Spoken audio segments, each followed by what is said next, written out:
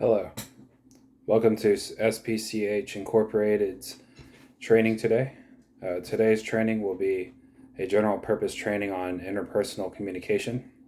The training will be in relevance to Aristotle's Rhetoric, the ancient text from more than 2,000 years ago, and how to utilize it in order to carry out various communication functions in the workplace. My name is Jacob Akers. I'll be your trainer today, and let us begin. Aristotle was one of the most important philosophers in the history of Western civilization.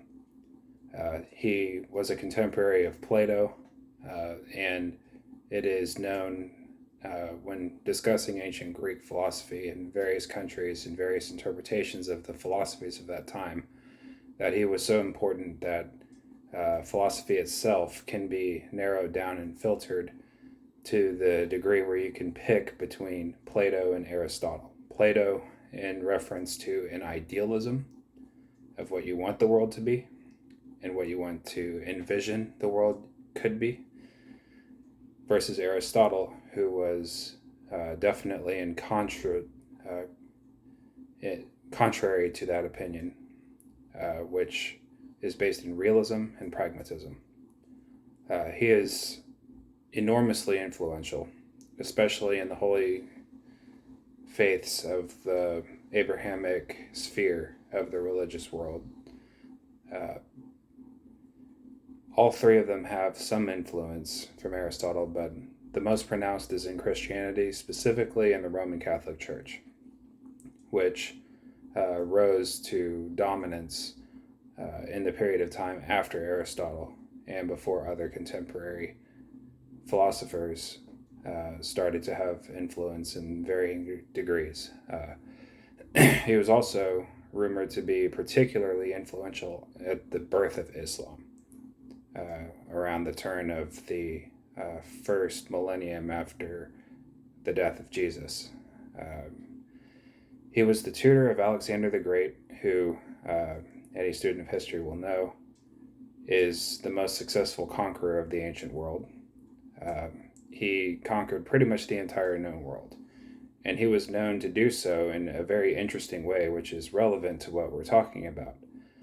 He didn't just do it with his armies, he also did it with the ability to influence the people that he was riding up with his armies and saying, you don't want to fight this.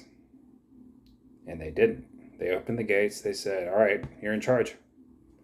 And he put someone in charge on his behalf because he kept riding east, got his butt kicked by the Indians, and then his whole empire fell apart. But the ability to do that, to go from village to village, from nation to nation, across the entire world, is absolutely mind-boggling, especially because it was in his own lifetime. It just defies explanation even to this day. So this is pretty powerful stuff. One of the most interesting parts of Aristotle's philosophy as a pragmatist and a realist is that, like other texts that have been written by influential people around the world, his ideas and his methodologies that he has proposed in his various books, including Rhetoric, continue to be influential and useful today. His book, Rhetoric, is one of the sources that are utilized in the formation of this presentation today. Of course, primary source material, and that's just how good it is. Next, the book Rhetoric itself. Why does it matter? It is referred to by historians as the most important single work on persuasion ever written. This is over 2,000 years ago, the most important book. So you could argue that pretty much every form of persuasion and influence management, employee communication, has some degree of building upon from Aristotle's Rhetoric in one way or another, because of how foundational it is to so many different things: politics, business, anything that involves influencing other people. Because those big ideas, those big spheres of influence all stem from someone who is in a position of authority getting people beneath them to agree to what they want them to do. So persuasion is very, very powerful. Distinguishing a difference between persuasion forms. You don't just go one way with every single person. Intuitively, everyone knows that. Some people, you take a softer touch. Some people, you can cuss them out and they actually like it. Some of them you can make fun of in front of the whole group. Some people will break down and cry if you make fun of them in front of the whole group. There are so many different audiences, so many different personalities. So what rhetoric does is it systemizes that, and it makes it possible for you to pick and choose based on who you're talking to, what form of persuasion makes the most sense for them.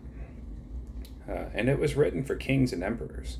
It was written for people ruling countries. So when you're seeking to wield influence over entire societies or over entire groups of people or individuals of import to the running of a society, then it helps you understand how to run the business world a bit, because there are some similarities to politics with business.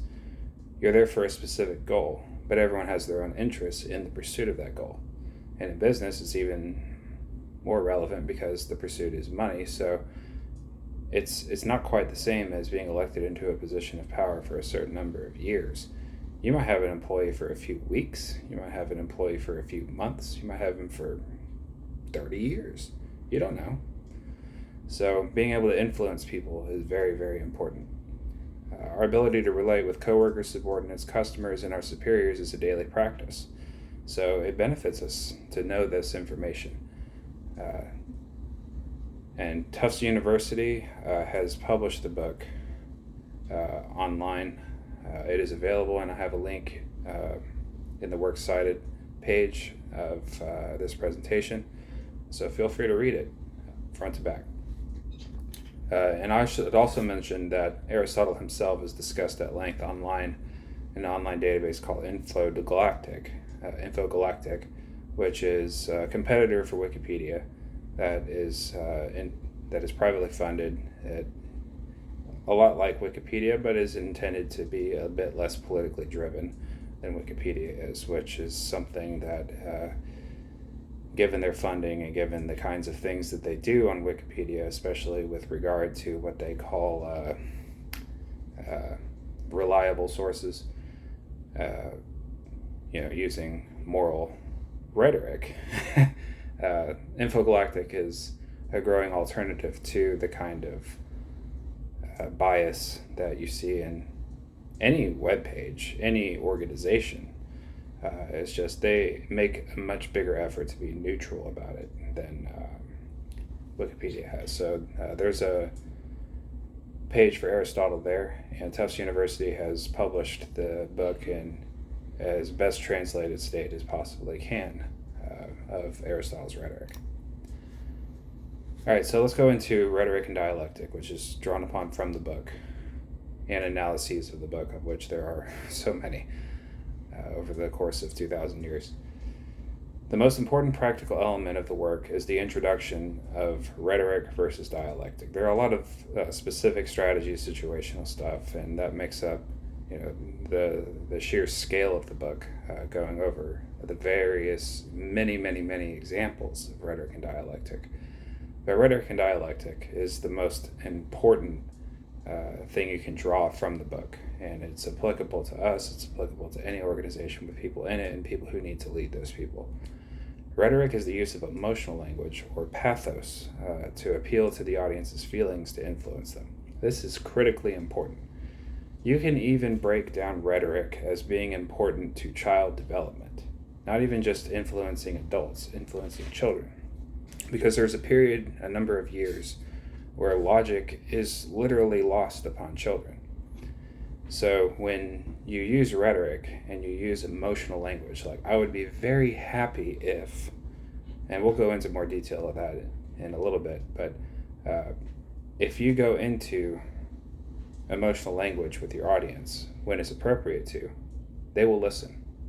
If you try to give a lecture to people who don't care about what you're talking about or aren't driven in that direction with what you're talking about, or just not driven in that direction at all, which Aristotle contends is possible, that people don't even have the ability to listen to reason and logic from other people, then rhetoric is your best choice.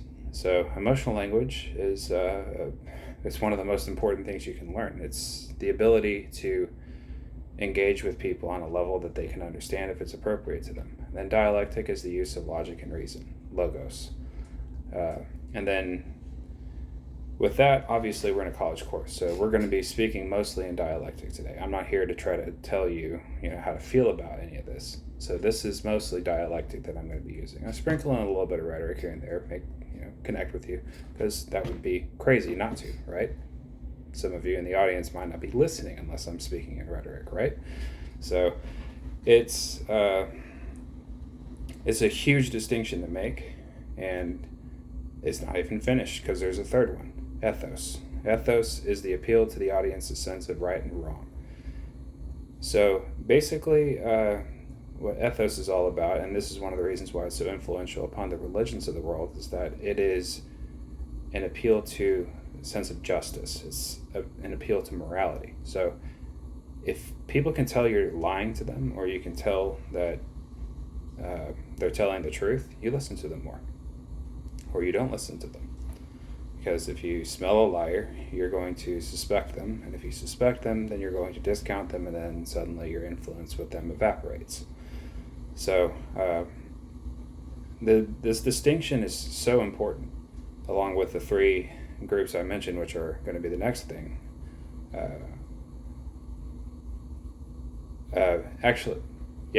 So the three different... sorry, let me get back to my sources here.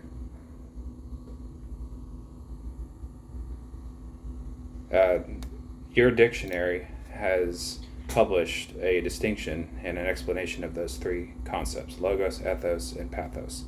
So in combination with rhetoric and dialectic, these concepts very, very effectively explain Aristotle's understanding of rhetoric and understanding of persuasion. So in addition to the book Infogalactic's profile of Aristotle, you also have your dictionary's explanation of those three philosophical concepts.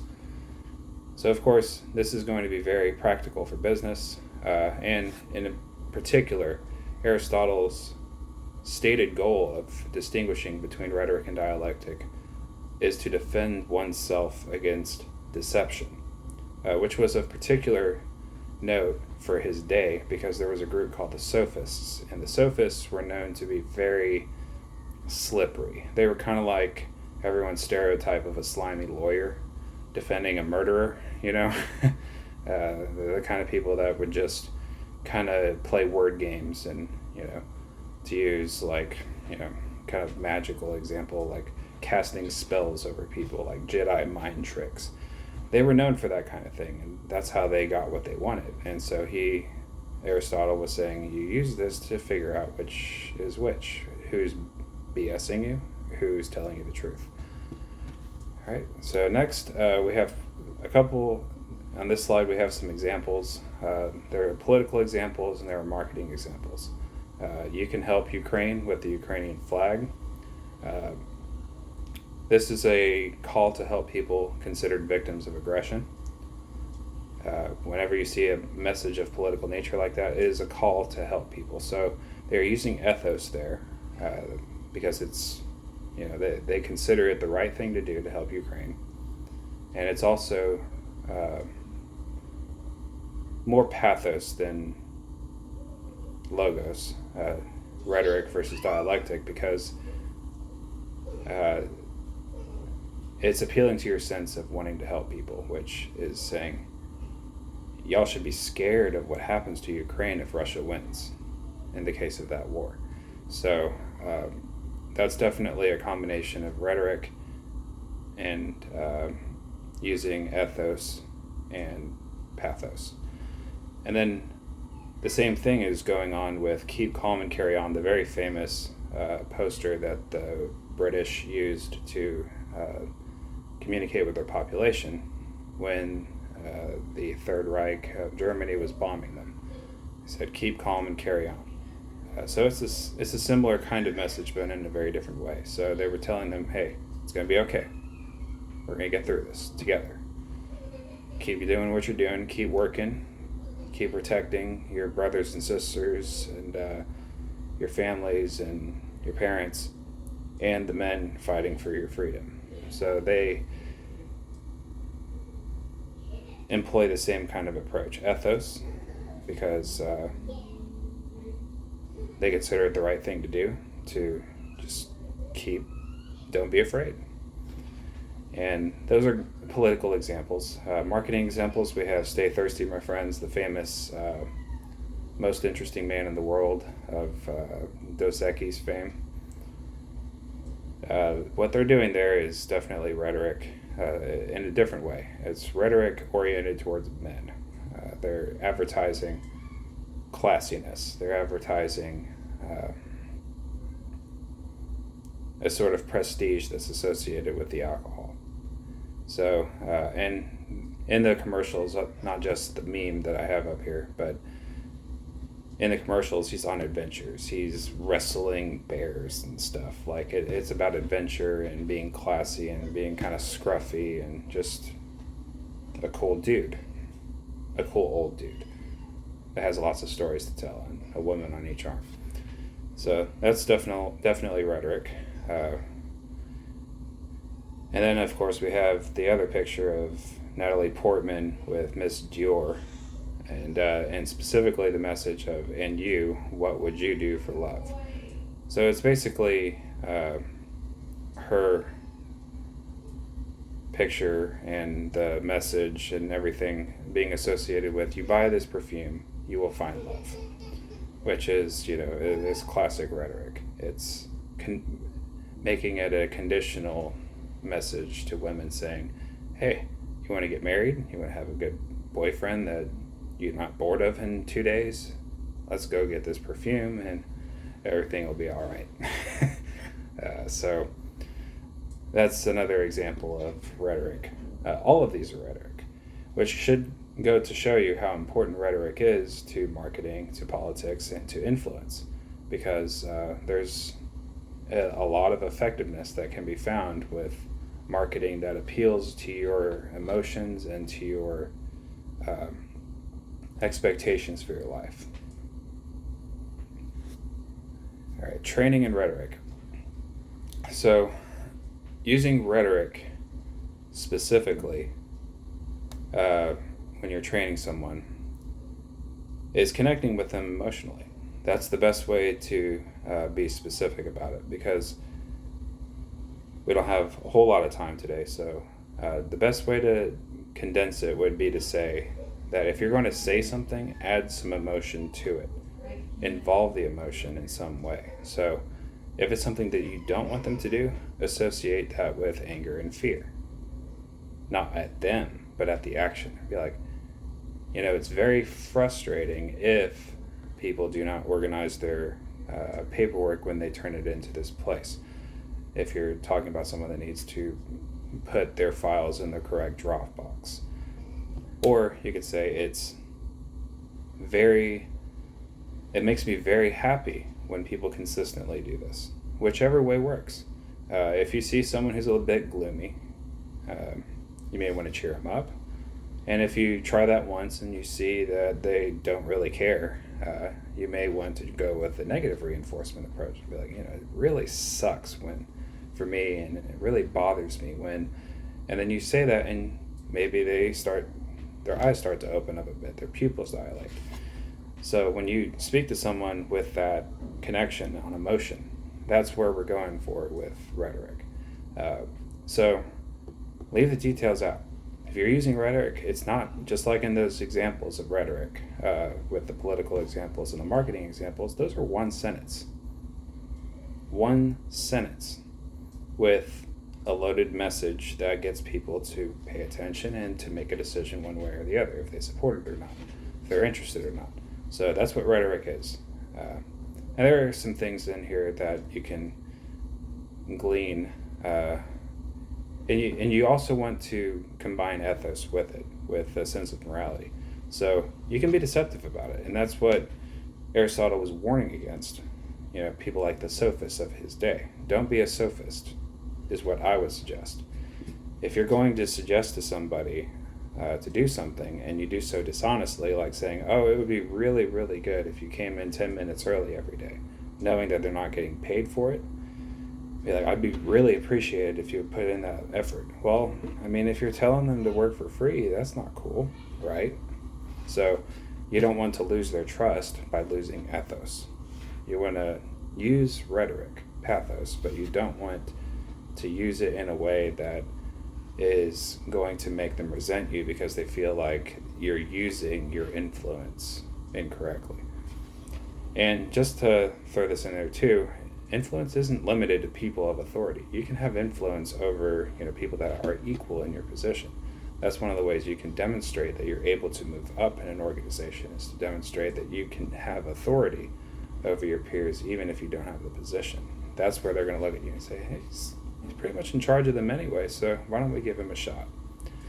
So that's rhetoric.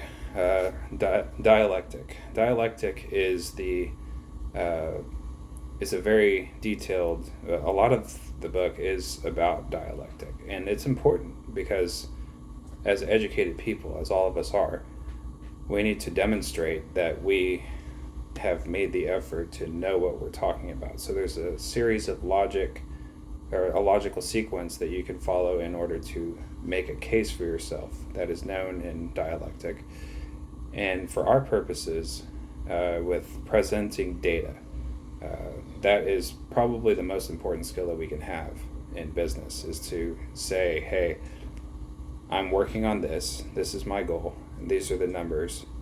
And when you're presenting to people who are your bosses, they want to get the sense that not only are you telling them the truth, but that you know what these numbers mean and how to make them better. Because at the end of the day, it's a very simple equation. Revenue minus expenses equals profit. That's the driving formula of business. It's all about profit, and it's all about reinvestment, growing your business, and doing so in a way that doesn't cost the investors of the business, the shareholders, more money than they're willing to lose in the short term and long term. Businesses come and go if they don't take that equation seriously enough, and the vast majority of them don't. So dialectic matters because when you're presenting data, when you're presenting procedures, you have to be as empirical as possible, and you have to present it in a way that makes sense. So understanding logic and staying focused on what you're talking about is very, very important if you're going to be using dialectic correctly. So you can go to the book and go to the logical sequences, but basically stay focused, tell the truth, present the data the way it's supposed to be presented, the way they're asking you to present it, and follow the formats they want you to use and everything else, so that you can present that you understand it, that you're logical about it, and you're reasonable about how you handle your business. All right, choosing correctly. So basically what these following slides are about is how to distinguish how and when to use dialectic and rhetoric using role-playing examples. The two examples are going to be a talented and reliable guy who wants to move to another job because he doesn't think he's going to be able to pay for his new kid. And he's at that point where if he doesn't get a raise, if he doesn't get a better position, he's going to have to look for something else. So that's the first example. The second is someone who's widely complained about, but widely lightly complained about, who is known as the department gossip. And it should be pointed out that there aren't like formal procedures of what to do about an office gossip in this particular company at SPCH Incorporated. So employees are not happy about her antics, but they aren't willing to confront her about it. They've been letting managers know about it, so they want her reined in. Now about her, she is not ambitious about upward mobility, is competent and happy with her position. That's important. So who do we approach with dialectic and who do we approach with rhetoric? All right, so let's go with the first example, the gossip.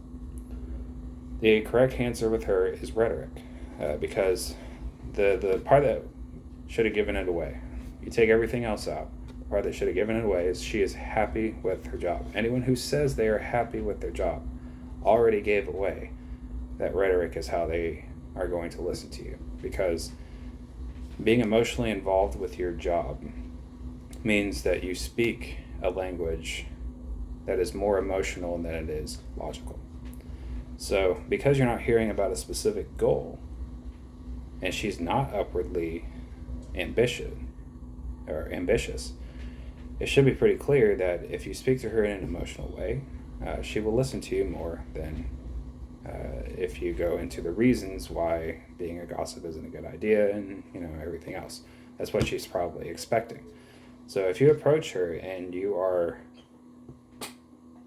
gentle, because she's happy, you want her to continue to be happy, right? You don't want her to be unhappy and leave, because it's not as if she's incompetent. If she were incompetent, it may be a good idea to talk to her about whether or not she should continue to be here. She's going to continue to be a gossip and not do her job as well.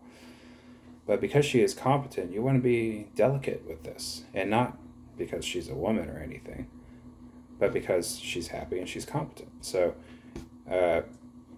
what you want to do with her is you want to gently say, hey, I've been hearing some stuff that kind of bothers me.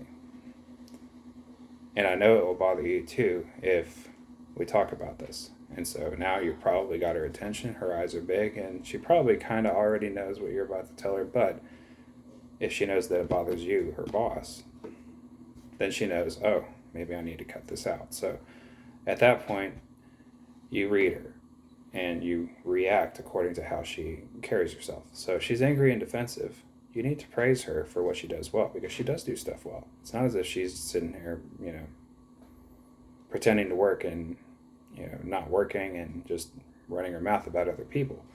She's good at what she does. She just kind of talks about other people too much. So if she gets angry or defensive, then you want to counter that by saying, hey, you do great work.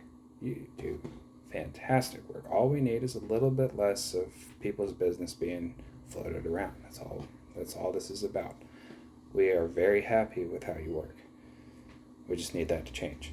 And if you say it like that, then she will very likely respect the fact that you acknowledge her good work. So the emotional investment into the positive will offset the confrontation that you have to do in order for her to not continue to annoy the other coworkers. So that's rhetoric and the gossip. The next one is the job hunter, which, in a A or B example, obviously it's B, right? Well, why is it dialectic? It's because everything he has said is his problem is about reaching a goal. So when reaching a goal, you don't want anyone patting your head. You don't want anyone saying, oh, it's going to be okay. I'm so happy you have the new kid. You don't need to be talking to him like someone that needs to be assured about things. You need to show him something. You need to show him something, or you need to say, hey, we don't have anything for you, so I'm just going to let you know because that's what you've brought to our attention. That's what you need to know about your relationship with this place of employment. So the way to handle that would be to say, hey, I'm going to need a little bit of time because I need to talk to people. I need to figure out if there's a spot I can get you and when I can get you that spot. So give me a little bit of time and I will let you know what I can do for you. Whether it's possible I can do a higher position, and then we'll go from there. So with dialectic, what you want to do is you want to present him with logic and reason, right? That's what dialectic is. So in order for that to happen, you need time in order to put data together and to put a decision or give him information to make a decision.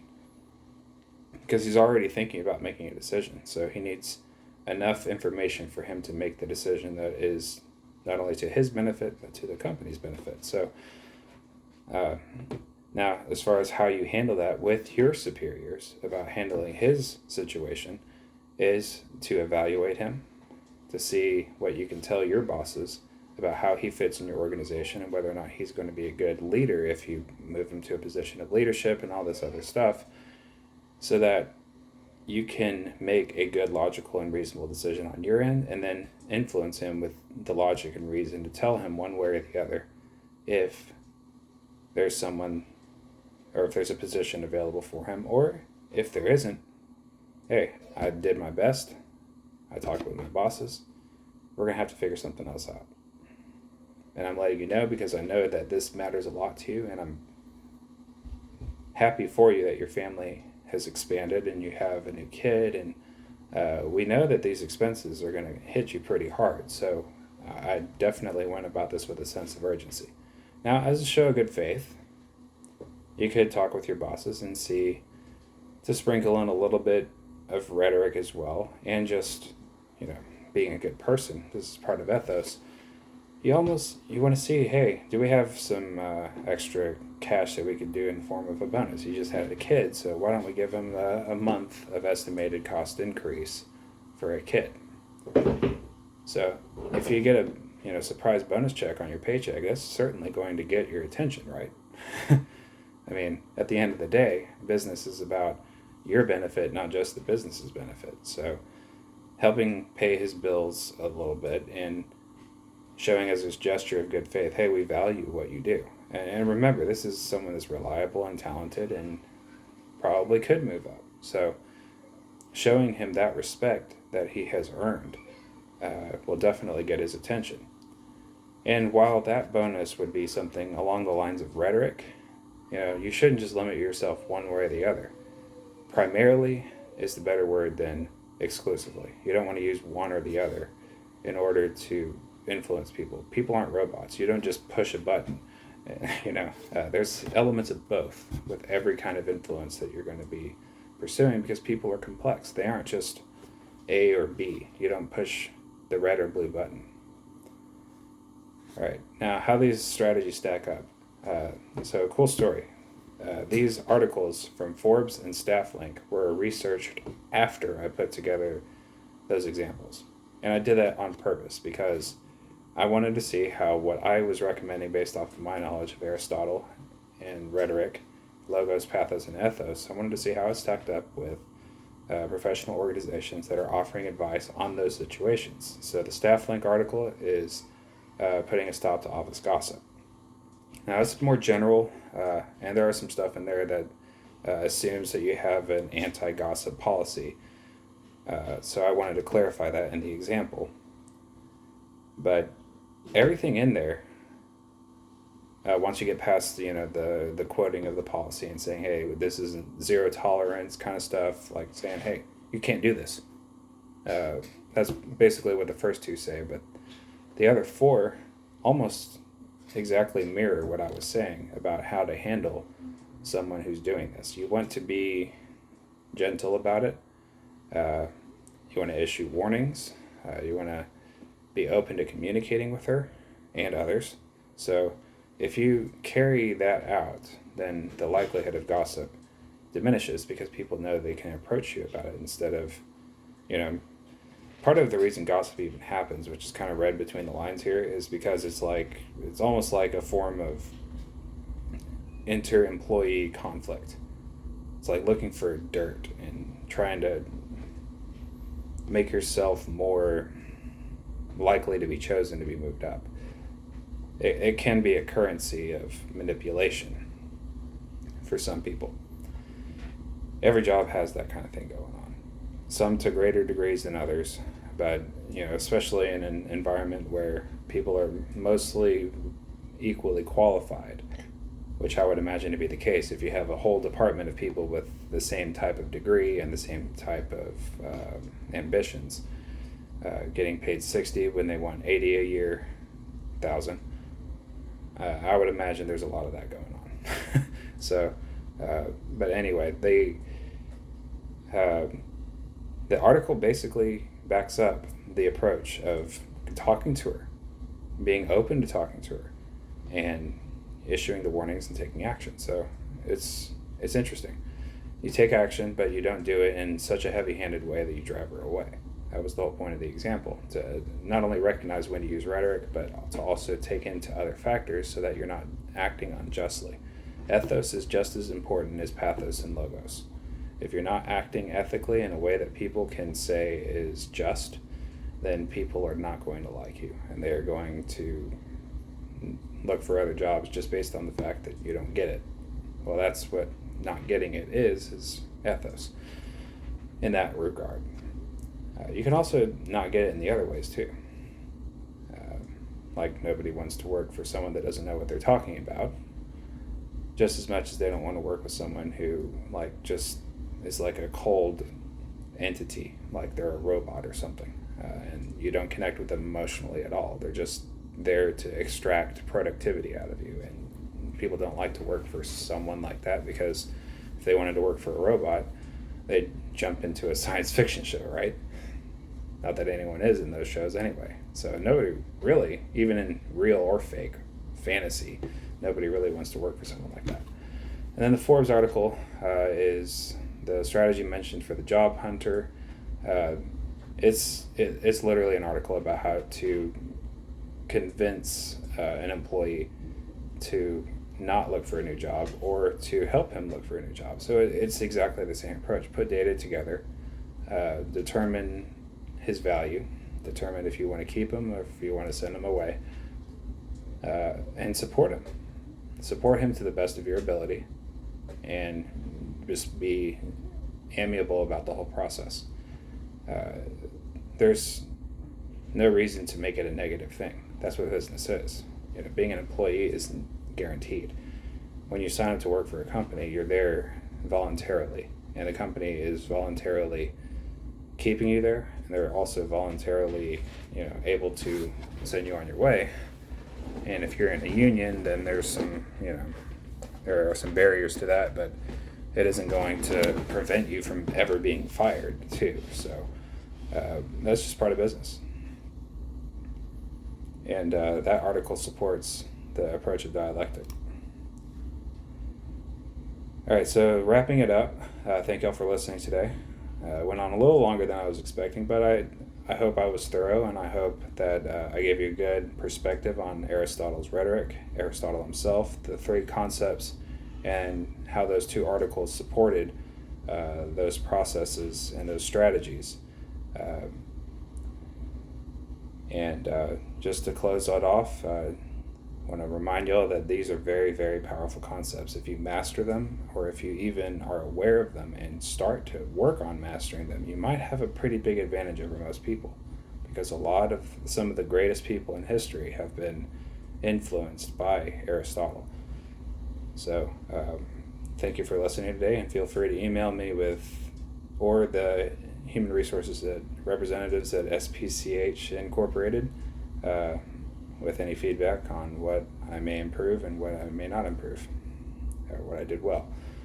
Thank you very much.